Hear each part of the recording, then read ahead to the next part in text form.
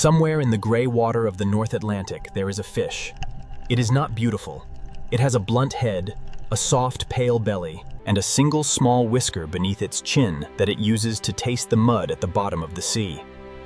It does not leap like a marlin. It does not shimmer like a tuna. For most of human history, nobody wrote poems about it, and nobody painted it on the walls of palaces. And yet, this plain, patient, unremarkable fish did something that no king and no general ever managed to do. It moved the center of the world.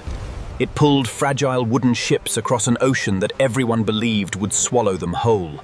It fed armies, built cities, financed empires, and helped create the sprawling nation that would one day call itself the New World. Its name is cod, and this is the story of how a fish changed everything. To understand why cod mattered so much, you first have to understand what kind of animal it is. Because almost everything about the modern world that grew up around it comes down to a few strange facts of biology. Cod are enormous eaters and enormous breeders.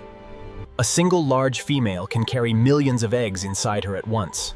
In the age before industrial fishing, the great fish gathered on the shallow banks of the North Atlantic in numbers that are almost impossible to picture today. Sailors described water that seemed to boil with them. They spoke of schools so thick that a ship could barely push through, or fish stacked so densely that you could scoop them out of the sea in a basket. For hungry people living on the edge of a cold continent, this was not just food. It was a miracle that repeated itself every single year. But abundance alone would not have been enough. Herring were abundant too, and so were many other creatures of the sea. What made cod special was what happened to it after it was caught. Cod is a lean fish. Its white flesh holds almost no fat, and that single quality changed the course of history. Fatty fish spoil quickly. The oil in them turns rancid, and no amount of salt can fully save them. But a fish with almost no fat can be preserved for years. Split it open, pack it in salt, dry it in the wind and the sun, and you are left with something that looks like a stiff plank of pale wood. It weighs almost nothing. It does not rot. It can be stacked in the hold of a ship and carried across the world. And when a hungry family finally soaks it in fresh water, it comes back to life as tender, flaky, nourishing protein. In a world with no refrigerators, no freezers, and no cans, dried salted cod was one of the first foods that human beings could truly store and truly travel with. It was, in a very real sense, the original portable meal. The first people to understand this were not the explorers we usually celebrate. Long before Columbus, long before anyone in southern Europe was dreaming of a route to the Indies, there were the Vikings. The Norse of Scandinavia lived in a cold, dry, windy land, and they discovered that they did not even need salt to preserve cod. All they had to do was hang the fish on wooden racks in the frigid winter air and let it freeze and dry at the same time.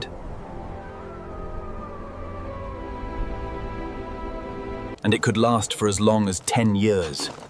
This was the fuel of the Viking Age, when Norse warriors and settlers pushed out across the ocean in their long, open boats. They carried dried cod with them, a food that would not spoil, no matter how far they sailed or how long the voyage took. Around the year 1000, a man named Leif Erikson reached the coast of North America, roughly 500 years before Columbus was even born. The Vikings did not stay. That they reached a new continent carrying the very fish that lived along its shores. Then came the Basques, and here the story takes its first strange turn. The Basque people, who live in the mountainous corner of land between what is now Spain and France, were among the greatest sailors and fishermen of the medieval world. They had something the Norse did not. They had salt, produced in warm coastal regions to the south, and they had generations of skill at whaling in the deep ocean. By the Middle Ages, the Basques were selling enormous quantities of salted cod all across Europe, and everyone wanted to know where they were getting it. Because here is the mystery. The cod near Europe were not enough to explain the flood of fish the Basques were selling. They seemed to have access to a secret fishing ground, an inexhaustible supply that no one else could find. Some historians believe The Basques may have been crossing the entire Atlantic to fish the waters off North America decades, perhaps even a full century, before any official discovery. And if they were, they told no one. There was too much money at stake. When you have found the richest fishing ground on Earth, you do not put it on a map. You keep your mouth shut, and you get rich. Which brings us to the year 1497, and to a man sailing under the flag of England. His name was John Cabot, an Italian navigator hired by merchants in the port city of Bristol. Cabot was looking for a westward route to Asia, the same dream that had launched Columbus a few years earlier. He did not find Asia. What he found instead was a rocky, fog-bound coast that he claimed for the English crown, a place he called the Newfoundland. And there, in the waters off that coast, he found something that stunned his entire crew. The sea was so thick with cod that they could barely row through it. His men reported that they caught fish simply by lowering weighted baskets over the side and hauling them back up full. They did not need nets. They did not need hooks. They only needed to reach into the water. When Cabot returned to England, the news that mattered most to the merchants was not about a route to the Indies. It was about the fish. He had found the greatest treasury of cod that the world had ever seen, and the race to reach it began almost immediately. That treasury had a name: the Grand Banks. Off the coast of Newfoundland, the seafloor rises up into shallow shelves where the water is only tens of fathoms deep. Here, a cold current sweeping down from the Arctic collides with a warm current pushing up from the south. Where they meet, the water churns with nutrients, and those nutrients feed a bloom of tiny plankton, and that plankton feeds small fish, and those small fish feed the cod. It was, for hundreds of years, the most productive fishing ground on the face of the planet. Ships came from England, from France, from Portugal, from Spain, all of them crossing thousands of miles of dangerous open ocean for the chance to fill their holds with fish. The voyage was brutal and often deadly. But the reward was so great that they kept coming, year after year, generation after generation, until the Grand Banks were woven into the economy of half of Europe. To understand why the demand was so ferocious, you have to understand the role of religion in medieval life. The Catholic Church, which governed the spiritual world of most of Europe, forbade the eating of meat. On a great many days of the year, there were fast days, there were feast days that required abstinence beforehand, and there was the long season of Lent. On all of these days, warm-blooded animals were off the table, but fish was allowed. By some estimates, more than half the days of the calendar year were days on which a faithful Catholic could not eat meat, but could eat fish. Now, imagine the demand that this created. Millions upon millions of people spread across an entire continent, all needing an affordable source of protein. For well over half the year, fresh fish spoiled within days and could only feed those near the coast. But salted, dried cod could be shipped anywhere, stored for years, and sold cheaply to the poor and the wealthy alike. Cod was not just a food. It was the answer to a religious calendar that governed the eating habits of an entire civilization. And whoever controlled the supply controlled a fortune. And as the fish spread across the continent, it wove itself into the daily life and cooking of nation after nation. So deeply that many of those dishes are still treasured today. In Portugal, salted cod became so beloved that it earned an affectionate nickname as the faithful friend. And the country built up a tradition that boasts of a different cod recipe for every single day of the year. In Spain, it became the heart of countless regional dishes, soaked and simmered and folded into rich stews. Into a smooth, creamy spread flavored with garlic and olive oil. Across Italy, the Caribbean, West Africa, and Scandinavia, each culture found its own way to bring the stiff, dried planks of fish back to life. A food that had begun as nothing more than a clever way to keep protein from spoiling became, over the centuries, a cornerstone of the way whole peoples ate and celebrated. The humble cod had done something remarkable. It had not only fed people, it had shaped their tables, their traditions, and their sense of who they were. Turning a living fish into that imperishable plank of protein was itself a demanding craft, and it shaped the rhythm of life in every fishing settlement. When the boats came in heavy with the day's catch, the real work had only just begun. The cod had to be split open by hand, with astonishing speed, the backbone cut away, the flesh washed and layered with a precise measure of salt. Then came the drying. The fish spread out on wooden platforms called flakes, or laid across the bare rocks of the shore, turned again and again, so that the wind and the weak northern sun could pull out the moisture without letting the flesh spoil. Too much salt ruined it, too little, and it rotted before it was ready. A hard rain at the wrong moment could destroy an entire season of labor. Whole families took part in this work. The men out at sea on the boats, the women and the children on the shore, tending the drying racks from dawn to dusk. A finished, properly cured cod was the product of skill handed down through generations, and once it was dry and stacked, it was as good as money in the ports of Europe. For a long time, the fishing was done from ships that sailed back to Europe. But slowly, a different pattern emerged along the North American coast. Fishermen began to stay. They built drying racks and small settlements on the shores of Newfoundland and further south, in a place that would come to be called New England. And it was here, in this rocky corner of North America, that cod stopped being merely a food and became the foundation of a whole society. The early settlers of New England did not have gold. They did not have fertile plantation soil, was the sea, and the sea was full of cod. Fishing became the engine of the entire colonial economy. Boys grew up in fishing boats. Towns grew up around harbors. Fortunes were built one dried fish at a time. In the colony of Massachusetts, cod became so central to life and to wealth that a carved wooden model of the fish was hung in the chamber where the government met. They called it the sacred cod, and it hangs there to this day, a reminder that an entire commonwealth was built on the back of a humble bottom feeder. But the story of cod in the New World is not only a story of prosperity, and this is the part that is often left out. It is also bound up with one of the darkest chapters in human history. As New England grew rich on fish, its merchants found new markets far to the south, in the sugar islands of the Caribbean. Those islands were dominated by enormous plantations, and those plantations were worked by enslaved Africans in conditions of unimaginable cruelty. The plantation owners did not want to waste valuable land growing food. They wanted to grow sugar because sugar was money, so they needed cheap food shipped in from somewhere else. And cod was the perfect answer. The lowest grade of salted cod, the damaged and broken pieces that could not be sold to European buyers, was packed off to the Caribbean to feed the enslaved. It even had a name. It was called the West India Cure, and it was among the cheapest food that money could buy. This trade became one leg of a vast and terrible commercial web that stretched across the Atlantic. New England ships carried salted cod to the sugar islands. In the islands, that cod helped feed the enslaved people who produced sugar and molasses. The ships then carried molasses back to New England, where the molasses was distilled into rum.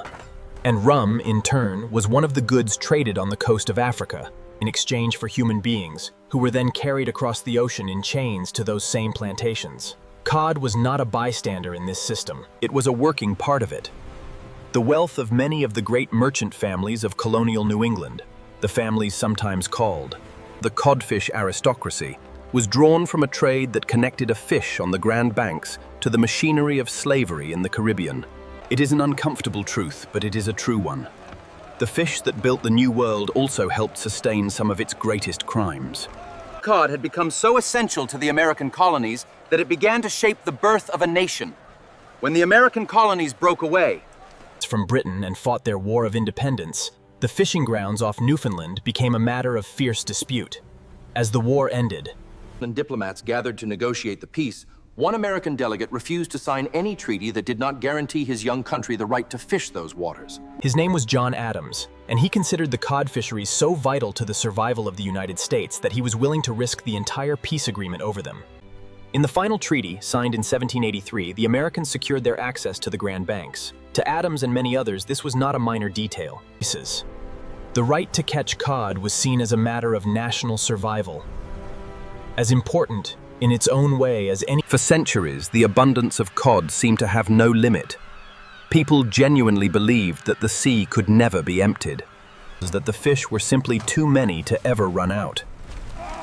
And for a long time, the way that people fished kept that belief alive. In the great age of the fishing schooners, in the 1800s, Men sailed out from ports like Gloucester in Massachusetts on graceful wooden ships. When they reached the banks, they did not fish from the schooner itself. Instead, they rowed out in tiny, flat-bottomed boats called dories. Just 1 or 2 men to a boat, and they set their lines by hand across the freezing water. It was some of the most dangerous work in the world. Fog could swallow a dory in an instant and separate it from its ship. Storms rose without warning. Countless fishermen rowed out and never came back, lost to the cold and the sea. The town of Gloucester alone lost thousands of its men over the generations, and the grief of it. But for all its danger, this kind of fishing had a natural limit. One man, in a small boat, with a cod for all the death and struggle it caused, was in no danger from the dory. The danger came later, and it came from the machines. And into the 1900s, steam power arrived on the fishing grounds. Ships no longer depended on the wind. They could drag across the seafloor, sweeping up everything in their path. This was already a vast leap in killing power, but it was only the beginning. After the Second World War, a new kind of vessel appeared on the Grand Banks, and it changed everything. These were the factory freezer trawlers, floating processing plants the size of city blocks. They did not need to hurry home before their catch spoiled, because they froze the fish on board the moment it was hauled up. They could stay at sea for weeks or months. They used sonar, developed during wartime to hunt submarines. There was nowhere for the fish to hide anymore. A single one of these ships could catch in an hour what an entire fleet of old schooners might have caught in a season. The sea that people had believed was infinite was suddenly facing an appetite that truly was infinite. As the fishing grew more powerful, over who had the right to the fish. Nowhere was this more dramatic than in the far north, in a series of confrontations that became known as the Cod Wars. The small island nation of Iceland depended on cod almost totally for its survival. Fishing was not one industry. And as foreign fleets, especially for Britain, swept the waters around the island, Iceland watched its lifeblood being pumped away by outsiders. It declared that the waters around its coast, first out to 12 nautical miles, then 50, then finally 200 nautical miles, belonged to it alone. Britain refused to recognize these claims and sent its fishing fleet in anyway, protected by warships. What followed, and again in the mid-1970s, was a strange and tense standoff on the open ocean. Icelandic patrol boats used special cutters to destroying their catch. British warships rammed Icelandic vessels. Iceland even threatened to shut down a vital military base and walk away from its Western alliances entirely. And in the end, tiny Iceland won. The world accepted its right to control the waters around its shores, and the principle. A war had been fought and nearly turned deadly over a fish. But all the treaties and all the fishing limits in the world could not solve the deeper problem, which was simply that human beings were catching cod faster than cod could reproduce. And here we arrive at the tragedy at the heart of this story. Where John Cabot had marveled at fish so thick you could scoop them in a basket. The great population of northern cod began. The fish that were caught grew younger and smaller too, because the older breeding fish were being wiped out before they could reproduce. Scientists warned that the stock was in danger, but too many jobs and too much money depended on the fishing, and the warnings were softened, delayed, and ignored. Everyone assumed that the cod would bounce back. They were wrong. On the 2nd of July, in the year 1992, the government of Canada did something that would have... It shut the fishery down. It declared a moratorium on catching northern cod, banning almost all fishing for the species on the Grand Banks. That there was no other choice. And with that single decision, an entire way of life ended overnight. It was the largest single layoff in the history of Canada. Entire towns in Newfoundland Suddenly had no work and no future. Young people packed up and left. And here is the most sobering part. For decades, the cod did not come back. People had assumed the moratorium would last a few years, that the sea would heal and the fish would return as they always had. But the collapse was so severe that the ecosystem itself seemed to the cod had left behind. The old balance of the Grand Banks, which had held for as long as anyone could remember, was broken. Have there been faint signs of recovery? And even now, the great cod of the Northwest Atlantic are a shadow of the The fish that had seemed infinite, the fish that generations swore could never be emptied from the sea, had been very nearly emptied of this plain and humble fish. In one sense, the cod is a story of triumph. This unglamorous bottom feeder. It fueled the voyages that reached a new continent. It built the economy of New England, funded the birth of a nation. Would have looked entirely different, and the world we live in now would not be the world we know. Few creatures have ever shaped human history. It only ever wanted to swim in the cold water and taste the mud with its little whisker, and in doing so, it carried the weight of empires on its pale back. And it may be the most important warning of all. For 500 years, human beings looked at the North Atlantic and saw abundance. The abundance was so vast, so overwhelming, that the idea of the sea ever being empty seemed like a childish fantasy. The lesson of the cod is that no abundance is truly infinite, that even the richest treasury on earth can be spent down to nothing, and that we are often most blind to a limit precisely when we are certain that no limit exists. The cod built the new world, teaching us a lesson about the price of forgetting that the natural world has an edge. Somewhere in the gray water of the North Atlantic, and a soft belly, and a small whisker, it is trying, slowly, to come back. Whether it ever fully returns, because the same species that nearly wiped it out is the only one that can choose to let it recover. It is the story of what we do with abundance, and whether we can learn, before it is too late, to leave a little behind. If this journey through history was worth your time, take a moment to subscribe and hit the like button. And leave a comment below telling me which forgotten piece of history you want to explore next, because I read every single one. Still full of fight, eh? Aye, there's always more to find if you know where to look. We'll be back out there before the week is done.